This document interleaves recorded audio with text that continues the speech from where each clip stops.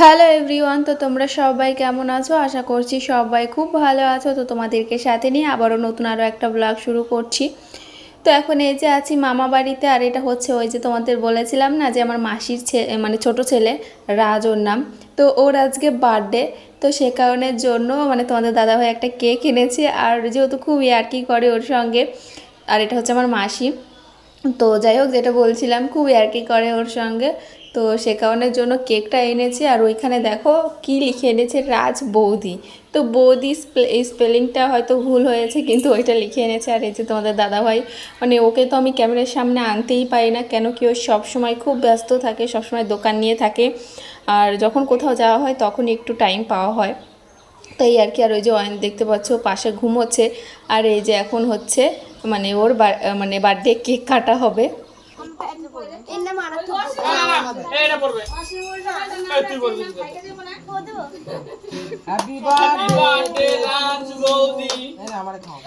ওটা বলবি না, জামাইবু বলে বলে সবাই বলবে নাকি? হ্যাপি বার্থডে রাজ বৌদি। কি রে খায় খায় কই না মানছিস না, মান সম্মানটা ডুবাই না আমার বরের। ই মা, রাজ বৌদি। আমার দিতে হবে না, আমার দিতে হবে না, আমার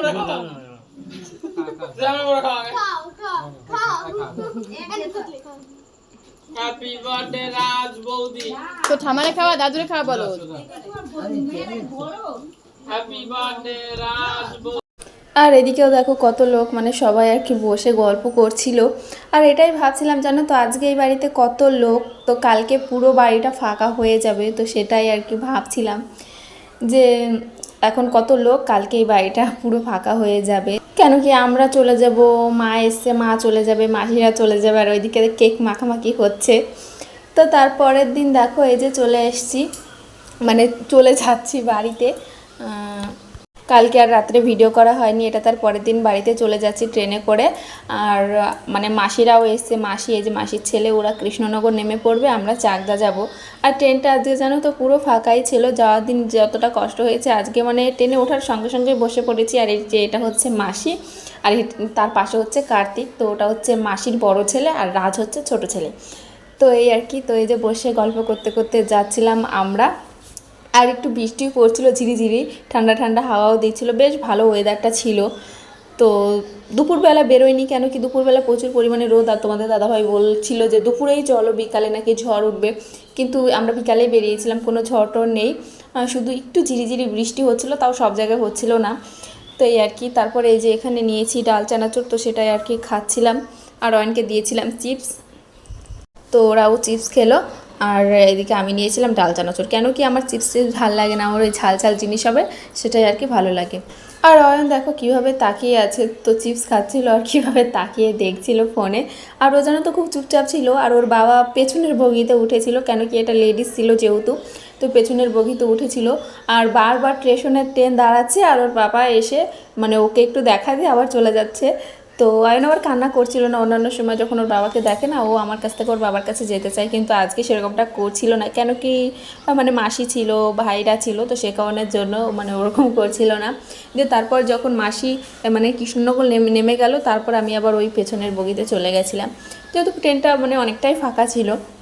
তারপর এটা দেখো তারপরের দিনকার ভিডিও। তো এসে আর কি খাওয়া দাওয়া করে মানে শুয়ে পড়েছিলাম, আর ভালো লাগছিল না, তো সে কারণের জন্য তারপরের দিন আবার ব্লগটা কন্টিনিউ করলাম। তো দেখো 3 দিন হয়ে গেল কিন্তু আমার এই ব্লগটা, কালকে এসে মানে সেরকম কোনো কিছুই মানে গোছানো হয়নি। তো ভাবলাম যে আজকে মানে একটু গোছাই, 3-4 দিন যেহেতু বাড়িতে ছিলাম না, তো আমি বাড়িতে না থাকলে আমার এই ঘরটা যেন তো একদম অগোছালো হয়ে যায়, যেহেতু আমি আগে গেছিলাম, তোমাদের দাদাভাই পরের দিন গেছিলো, তো এরকমটা হয়ে যায়। তো তারপর দেখো এই যে চাদরটা আমি কালকেই পেতে রেখেছিলাম, কালকে চাদরটা তুলে এই হোয়াইট কালারের চাদরটা পেতেছিলাম, সে কারণের জন্য আজকে আর চাদরটা তুললাম না।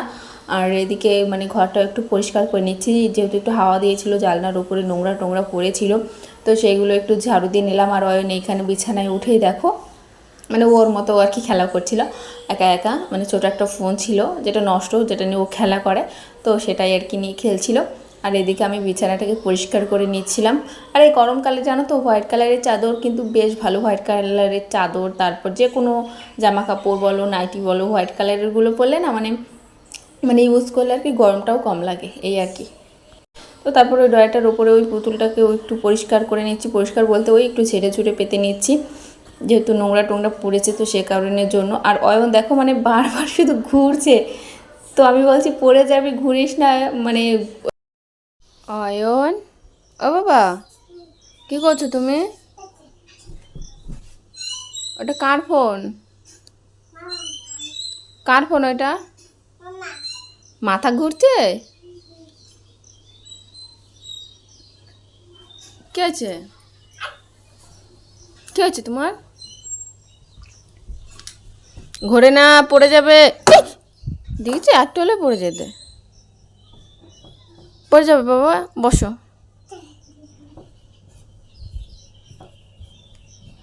কি করছো? পড়ে যাবে কিন্তু। দুষ্টু।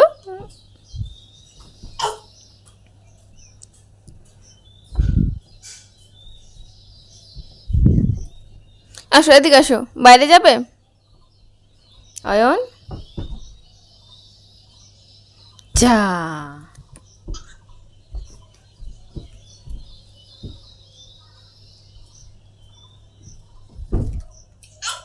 এই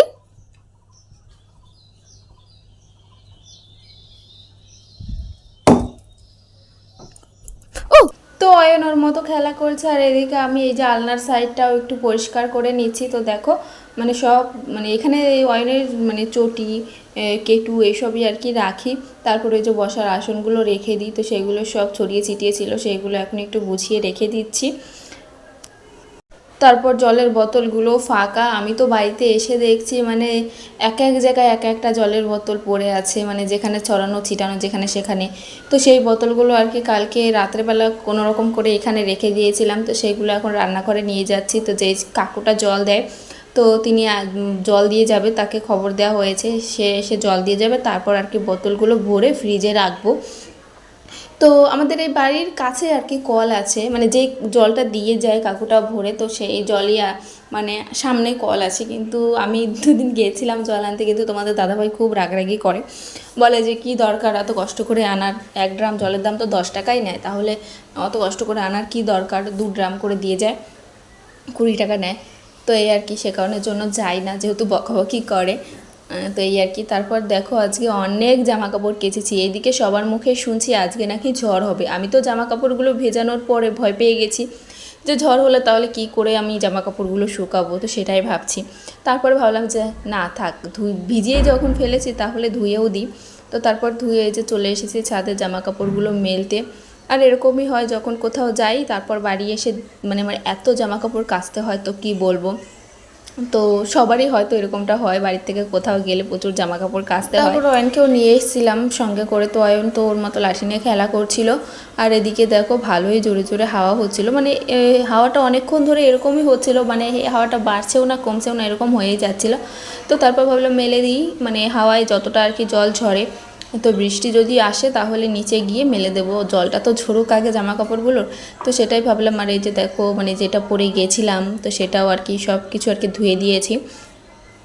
আর আমার ভালো লাগে না কোথাও যদি বেড়াতে যাই, তারপর সেখান থেকে যদি এসে এরকম জামা কাপড়গুলো রেখে দিই জমিয়ে, তো আমার ভালো লাগে না। আমার মনে হয় আমি কখন জামা কাপড়গুলো আগে ধোবো, মানে এরকমটা মনে হয়। আর আমাদের এই যে পেছনে কত বড় আম গাছ, তোমরা দেখতেই পাচ্ছ যে আম গাছটা কত বড়, কিন্তু কটা আম ধরেছে জানো এবছর? 3টে আম ধরেছে, পুরো গোনা 3টে আম। তো কি বলবো, মানে এত বড় একটা গাছ, সেই গাছে যে 3টে আম ধরেছে। আর নিচে পেয়ারা গাছ আছে, আম গাছের গোড়ায় পেয়ারা গাছ আছে, যেই গাছে এই প্রথম ফল হলো। তো পেয়ারা ধরেছে হচ্ছে 2টো। তো মানে এরকম মানে এই বাড়িতে ফল জিনিসটা না হতেই চায় না, তো এরকমটা হয়। তো কী আর করা যাবে। তো এই যে জামা কাপড়গুলো মানে এই সাইড দিয়েও মেলে নিলাম, তারপর দেখো এই যে অয়নের জামা প্যান্টগুলো এই সাইডে মেলে নিচ্ছি, মানে কত জামা কাপড় ধুয়েছি, মানে জায়গায় হচ্ছে না। তো এইগুলো আর কি মেলে নিচ্ছি। তবে অয়নের জামা কাপড় বেশি হয়নি, কেন কি ওর জামা কাপড়গুলো যখন ওই বাড়ি থেকে এসেছিলাম তখন ধুয়েই নিয়ে এসেছিলাম, তো সে কারণের জন্য হয়নি। তারপর দেখো এই যে বাসনগুলো ধুয়ে নিয়ে চলে এসেছি, বাসনগুলো এখন জানলার ওপরে রেখে দিচ্ছি। আর কালকে রাত্রেবেলা রান্না করেছিলাম হচ্ছে আলু সিদ্ধ ভাত, তার সঙ্গে ডিম ভাজা আর হচ্ছে শাক ভাজা। তো অনেকেই রাত্রে শাক ভাজা মানে ভাজে না বা খায় না, তো আমিও সেরকমটা মানতাম, কিন্তু কি করব, সেরকম সবজি ছিল না, শাক ছিল, সেটা আর কি ভাজা করেছিলাম এই আর কি। আর আমার এমনিতেও মাছের থেকে গরম গরম সিদ্ধ ভাত হবে, তো সেটাই আর কি বেশি ভালো লাগে। তো তারপর দেখো এই যে রান্নাঘরটা ঝাড়ু দিয়ে নোংরাটা আগে তুলে নিলাম, তারপরে এই যে এই ঘরটা ঝাড়ু দিয়ে নিচ্ছি। আর রান্নাঘরটা ঝাড়ু দিয়ে আমি আগে নোংরাটা তুলে নিই, কেন কি রান্নাঘরে যেহেতু অনেক এঁটোকাটা থাকে, তো সেই মানে নোংরাটা যদি ঝাড়ু দিয়ে ঘরের ভেতর দিয়ে আনি তাহলে ঘরেও আর কি এঁটোকাটা লেগে যাবে না, তো সে কারণের জন্য মানে রান্নাঘরটা ঝাড়ু দিয়ে আগে নোংরাটা তুলে নিই, তারপর আর কি আলাদা করে ঘরটা ঝাড়ু দিই। আর দেখো কত নোংরা জমেছিল, খাটের ভেতরে একটু ভালো করে পরিষ্কার করলাম, মানে খাটের ভেতরে বলতে মানে খাটের নিচে, যেহেতু আমার বক্স খাট, মানে নিচের নোংরাটা বের করতে অনেকটাই প্রবলেম হয়। তো যাই হোক মানে ঝাড়ুটা দিয়ে যতটা পারলাম ততটা নোংরা বের করলাম। তো এই যে এখান থেকে আর কি ফেলে দেবো, তারপরে আবার আমার শ্বশুরের ঘরটা ঝাড়ু দিয়ে নোংরাটা ফেলে নেব। মানে এরকম করে নোংরাটা ফেলে নিই, কেন কি নোংরাটা কম ছড়ায় জানো তো, এরকম করে যদি তুলে তুলে নিই না তাহলে নোংরাটা কম ছড়ায়। তো এখন বাজে হচ্ছে 10টা, আর অয়ন এখন ফোন দেখছে, ওই ঘরে প্রচুর আওয়াজ। তো যেহেতু ফুল সাউন্ড, ও যখনই ভিডিও দেখে ফুল সাউন্ড দিয়ে, ওকে আমি যতই সাউন্ড কমাতে বলি ও কমায় না। তো এই রান্নাঘর থেকেও দেখো কত জোরে জোরে শোনা যাচ্ছে। তো যাই হোক, মানে সকালের যা আশেপাশে কাজ ছিল সব কিছু করা হয়ে গেছে, তো ভাবলাম ব্লগটা তাহলে এখানে এন্ড করে দিই। কালকে যেহেতু কোনো ব্লগ শেয়ার করা হয়নি, তো ভাবলাম যে আজকে মানে এই ব্লগটাই শেয়ার করব। তো এখনও অনেক কাজ বাকি আছে, তো রান্না বসাবো, তারপর হচ্ছে ঘরটা মুছবো, যেহেতু মানে 3 দিন না 4 দিন, হ্যাঁ 3 দিন বাড়ি ছিলাম না, তো সে কারণে ঘরটা একটু অগোছালো আছে, তো সেগুলো আর কি একটু গুছিয়ে নেব।